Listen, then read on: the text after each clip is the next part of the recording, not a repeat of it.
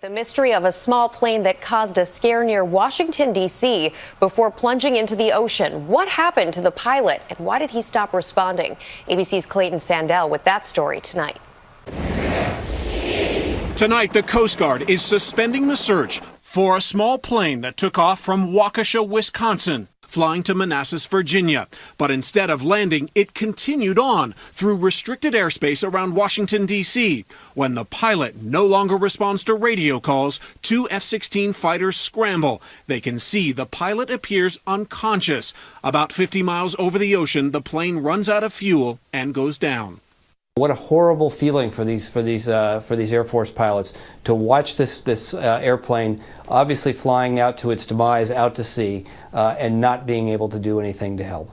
The pilot identified as Ronald Hutchinson. It is not clear why he passed out.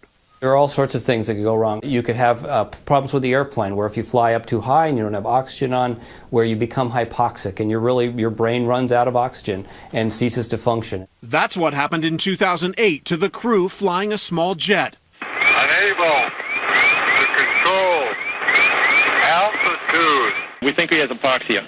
This latest crash comes at a time that the federal government and pilots who fly general aviation planes like these are dealing with a safety record that is far more dangerous than flying commercial. Last year, nearly 450 people died in small plane crashes.